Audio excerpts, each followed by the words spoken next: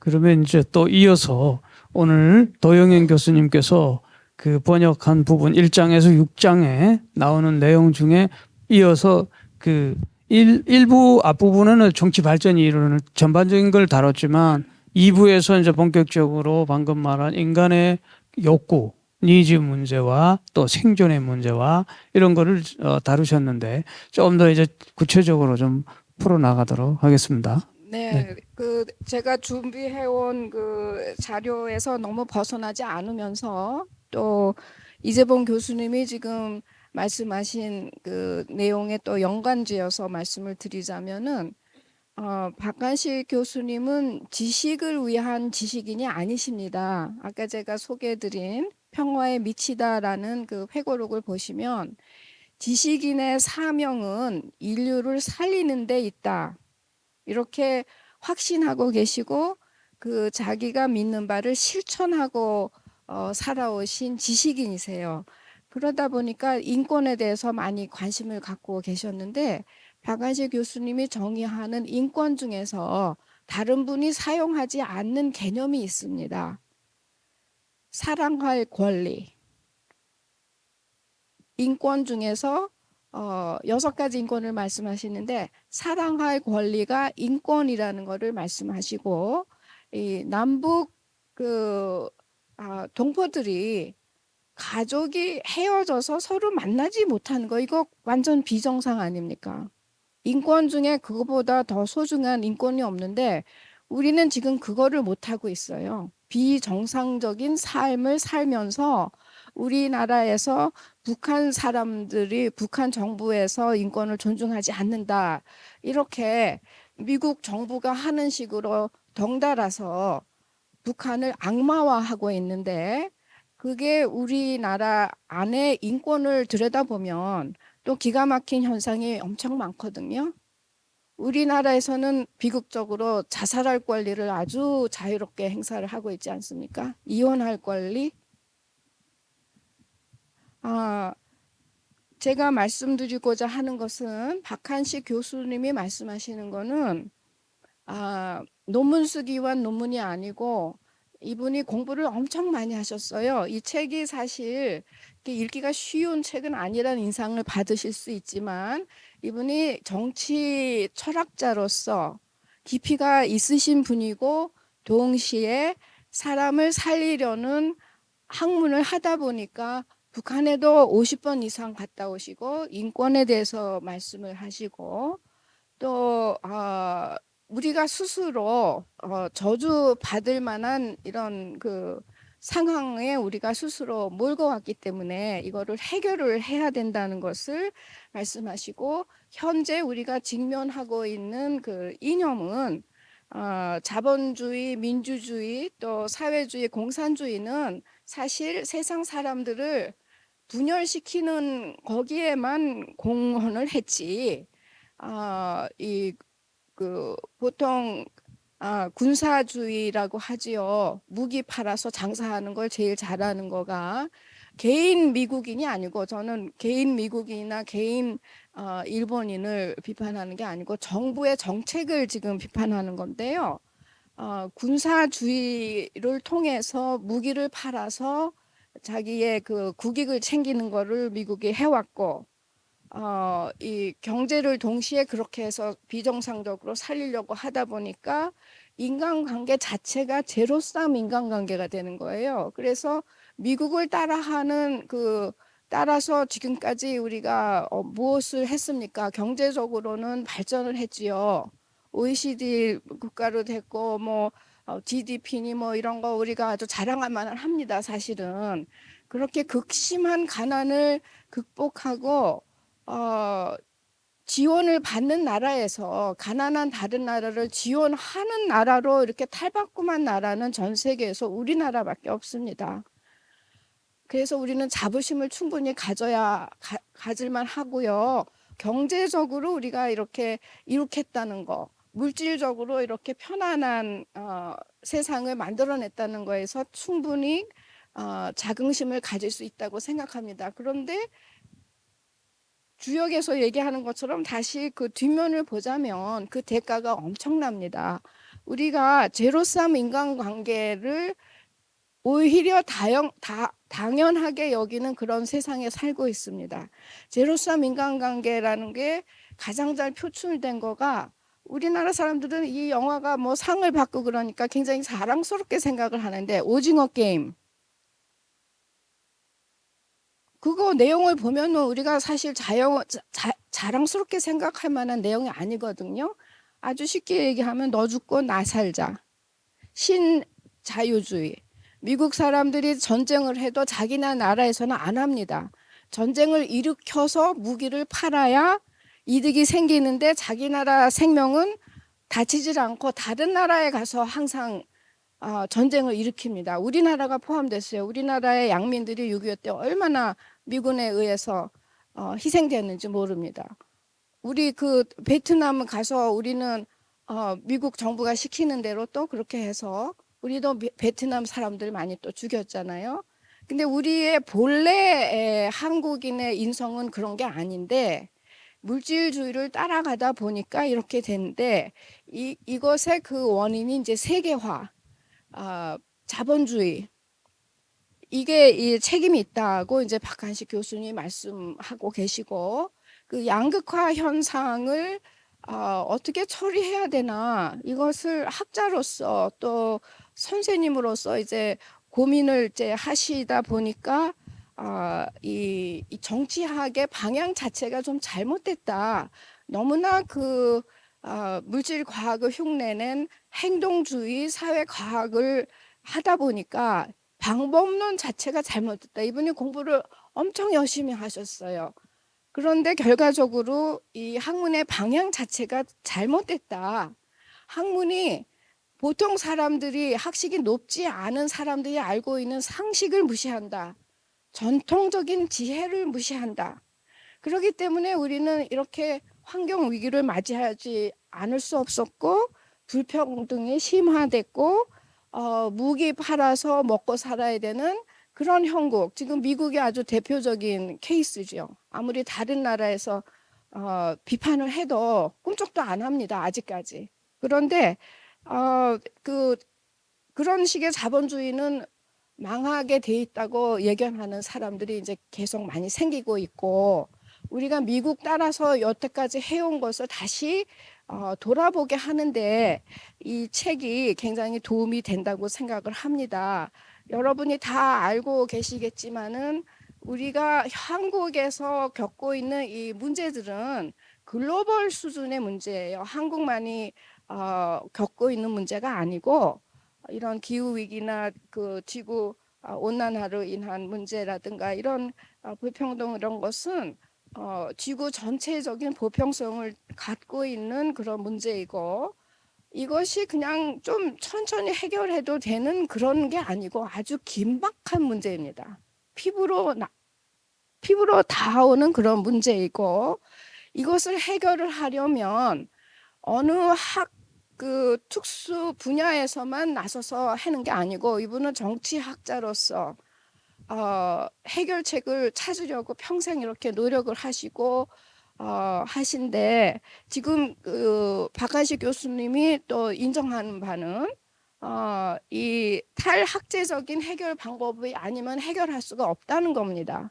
저는 사회복지를 전공을 해서 비교적 사회 문제가 다른 영역하고 다 연결이 있다는 것을 잘 이해를 하고 있습니다. 그래서 영성과 보건복지학회를 만들 때도 이것이 좀 탈학제적으로 다른 그 분야, 간호학, 적어도 뭐 의학, 이런 분야하고 같이 협동을 해서 했으면 좋겠다 해서 사회 사업 영성과 사회 복지 학회였던 것을 이름을 영성과 보건복지학회로 바꿨는데, 지금 현재는 이제 간호학 중심으로 가고 있습니다. 이렇게 통합이 안 일어나고 있어요, 아직. 그래서 제가 보기에 굉장히 갑갑한데,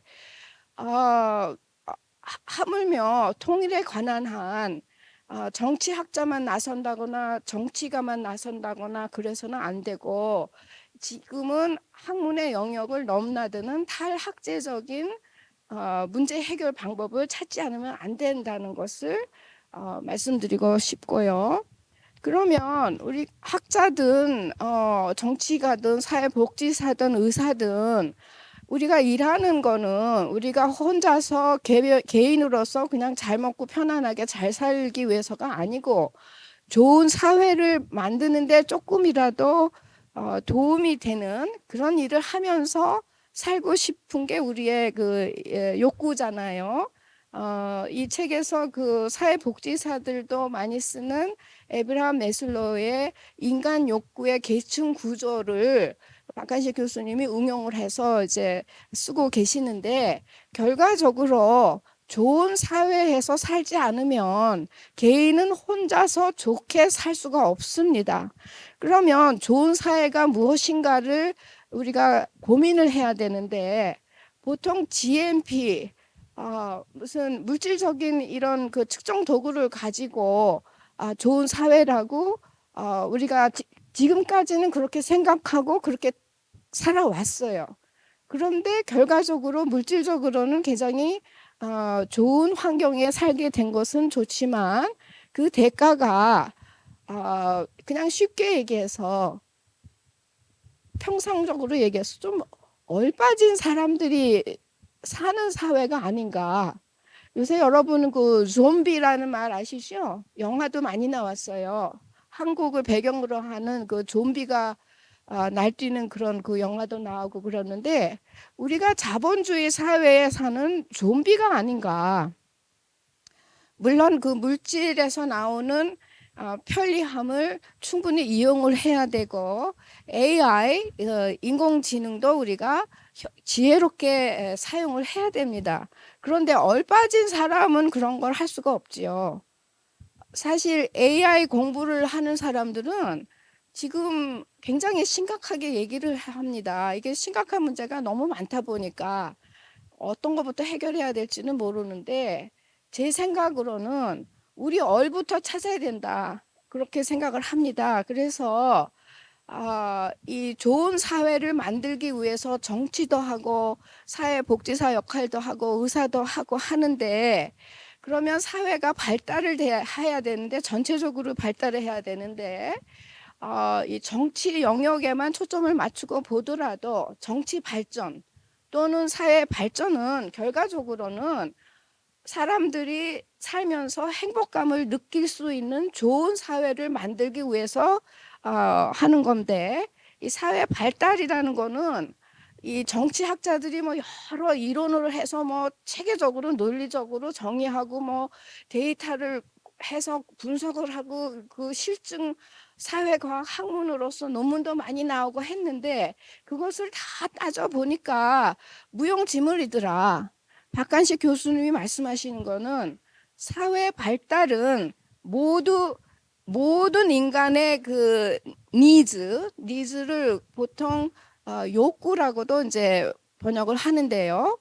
우리가 정말로 살아가는 데 있어서 필요한 의식주, 니즈, 인간의 니즈와 욕구, 우리가 또 그 외에도 의식주가 해결되면은 우리는 더 많은 그 욕구가 있지 않습니까? 자유롭고 싶고 또 심지어 다른 사람을 통제하려는 그런 욕구도 생기고 그러는데 우리 인간으로서 보편적으로 필요로 하는 것과 원하는 것을 만족시킬 수 있는 그런 수준으로 가는 게 사회 발달이다. 이렇게 아주 그 상식적으로 이렇게 공부를 많이 하시고 이론에 대해서 모르는 게 없는 그 정치 철학자이시면서 그 정치 스승으로서 결론은 우리가 지금까지 갖고 싸워온 사회 민주주의나 이런 그 자본주의라는 그런 이념은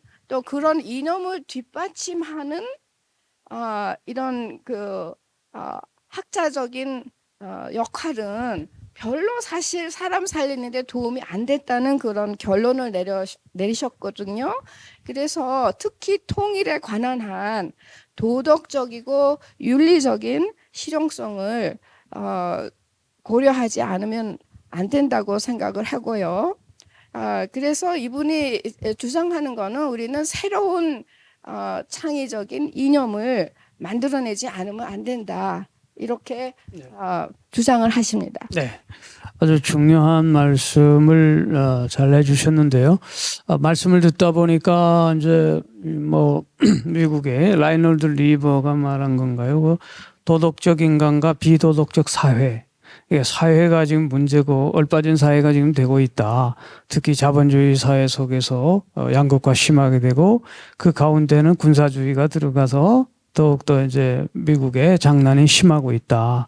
이제 그런 군사주의 문제, 그런 가운데 사회 발달의 문제를 이야기하셨는데 사회 발달을 하려면 이제 인간의 기본적인 니드, 욕구에 대한 충족이 돼야 되고 그것이 생존의 문제가 해결돼야 된다. 그러면서 제가 이제 내려오기 전에 그 박한식 교수님이 저한테 전화를 자주 주시는데 이번에 오실 때 그런 말씀을 하시더라고요. 이게 1부, 2부, 3부 구성되어 있는데 그대로 말씀하시면 1부는 전반적인 정치 발전 이론을 이야기했다면 2부 지금 이야기한 부분에 대해서는 과학적으로는 맞는 얘기인데 도덕적으로 맞지 않는 부분이고 3부에서는 과학적으로도 맞고 도덕적으로도 맞는 걸 달았다. 그러니까 뒷부분으로 갈수록 이제 본인의 희망하는 이론들이 나올 것 같습니다. 그래서 나중에는 이제 이재봉 교수님께서 그 부분을 잘 이 다음에 발표할 때는 또 마무리해 주시리라고도 생각을 들고요. 방금 나오신 말씀 중에 혹시 코멘트 하실 이야기 있으면 뭐 군사주의라든가 아니면 한 말씀 또 한 3분 정도 얘기해 주시면 감사하겠습니다. 언제까지 시간을 써야 되죠? 그다음 한 타임만 더 하고 마무리하는 걸로. 한 그러면은 타임도 10분 정도만. 더 교수님 이제 충분하게 정치 발전 그 개념에 대해서 얘기하셨으니까 저는 그 결론 부분에 관해서 말씀드리고 싶습니다.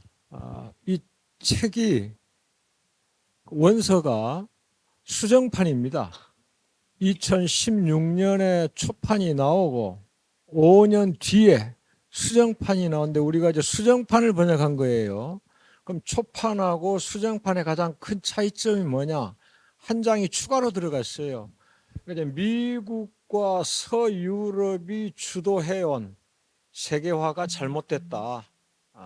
그래서 그 결과로 미국, 서유럽이 주도하는 세계 질서가 붕괴하고 새로운 세계 질서가 나타나고 있다 이겁니다. 요즘 이제 우리 사회에서도 미국이 주도하는 이러한 세계보다는 다극 체제가 출현하고 있다 이런 얘기를 하고 있거든요. 네, 선생님께서 그 다극 체제라는 말 조금 생소할지 모르겠는데요. 제가 그걸 좀 말씀드리면은 2차 세계대전 이전까지는 유럽의 열강들이 세계를 이끌어온 체제였습니다. 흔히 프랑스, 영국, 독일 이런 나라들이죠. 그래서 다극 체제라는 말을 썼어요. 영어로는 멀티폴러 시스템이라고 하는데요. 2차 세계대전이 끝나면서 독일이나 이탈리아 같은 패전국은 말할 것도 없고 영국이나 프랑스 같은 승전국들도 쇠락의 길을 걷게 됩니다. 아무리 잘 사는 나라들이라도 수십 년 동안 전쟁에 휩싸이다 보면은 거들나기 마련이죠. 그래서 유럽이 다 쇠락의 길을 걷게 되고 좀 몸집이 큰 미국하고 소련, 지금 이제 러시아죠. 두 나라가 초강대국으로 떠오르죠. 그때부터 이제 냉전 체제가 시작되는 거거든요. 40년대 중반부터. 이것을 양극 체제라고 얘기합니다. 바이폴러 시스템. 이제 그런 냉전 체제가 40년대 중반부터 80년대 말, 90년대 초, 91년 소련이 붕괴할 때까지 이어지잖아요. 소련이 이제 무너져 버렸잖아요. 그러니까 양강이 세계를 이끌어오다가 한쪽 강대국이 무너져 버리니까 일극 체제가 된 거죠. 미국. 그래서 the only superpower, 세계 유일의 초강대국 이런 말이 나오게 된 거고요. 그래서 일극 체제, 모노폴러 시스템 또는 유니폴러 시스템 이런 말이 나오게 됐는데요. 미국 혼자서 이 세계를 이끌어오다가 이게 이제 흔들리게 되잖아요. 중국이 경제적으로 급성장하면서 미국과 이제 거의 맞먹게 되고 러시아도 다시 우크라이나 전쟁에서 보듯이 미국에 도전하는 꼴이 되고 미국에 얌전하게 있던 사우디아라비아 같은 중동의 강국들도 미국에 이제 들고 일어난단 말이에요. 그래서 이제는 미국 혼자 세계를 이끌어가는 게 아니라 다시 과거처럼 여러 강대국이 세계를 주도해 가는 그러한 질서가 형성되고 있다. 이거를 이미 2021년에 얘기한 거예요. 요즘 이제 우리 사회에서 얘기를 하고 있습니다만은 그래서 그 부분이 이 책의 결론 삼아서 수정판 핵심 내용이다. 이걸 말씀드리고 싶습니다. 그리고 아까 도영희 선생님이 이중 국적자라고 하셨어요? 그러니까 미국 시민권도 가지고 있고 한국 시민권도 가지고 미국에서는 이중 국적이 인정되지만은 우리나라에서는 그게 그래요. 우리나라에서도 국적 하나만 인정했었는데 다중 국적이 인정이 됩니다. 이중 국적이 한국에서 인정이 되고 그래서 국적이 두 개다 보니까 법적 이름이 두 개고 또 제가 필명으로 쓰는 이름이 있고 그래서 이름이 세 개입니다. 이제 왜 이 말씀 드리냐면은 박한식 선생이 미국에서도 조금 배척받고 당신의 고국인 한국에서도 배척받아요. 그러니까 미국 정부나 한국 정부나 북한과 교섭을 위해서 협상을 위해서는 박한식 선생을 찾았어요. 아까 처음 말씀드렸듯이 미국의 대통령 두 사람을 평양에 보내는데 주선하는 사람 아닙니까? 그러다 보니까 우리 한국 정부에서도 너그 대통령 이름은 제가 밝히지 않겠습니다만 남북 관계가 막혔을 때 박하식 선생한테 좀 남북 관계를 추선해달라 이렇게 부탁을 했어요. 그러면서 한편으로는 친북학자라고 비난하는 거예요. 그 이제 정부 차원이고 또 우리 민간 차원에서도 이분이 대구 출신입니다. 대구에서 경북고등학교 나오고 서울대학교로 갔어요. 대구 경북고등학교에서 이렇게 자랑스러운 분을 세계적인 평화학자, 평화운동가를 동창회 명부에서 지워버렸답니다. 친북학자라고. 그러니까 우리 정치 발전이라는 것은 삶의 질을 높이기 위한 거다. 그래서 인권을 여러 가지 아까 말씀드린 사랑권도 있고 선택권도 있고 6가지로 하는데 생명권도 존중하고 자유권도 존중하며 그러면서 남과 북이 어우러질 수 있지 않겠느냐 그런 주장을 하시는 분인데 그런 분을 친북학자라면서 봉창의 명부에서 지워버리는 그러한 폭행을 저지르고 있다는 거 이게 우리 모습입니다. 참 아쉽고요.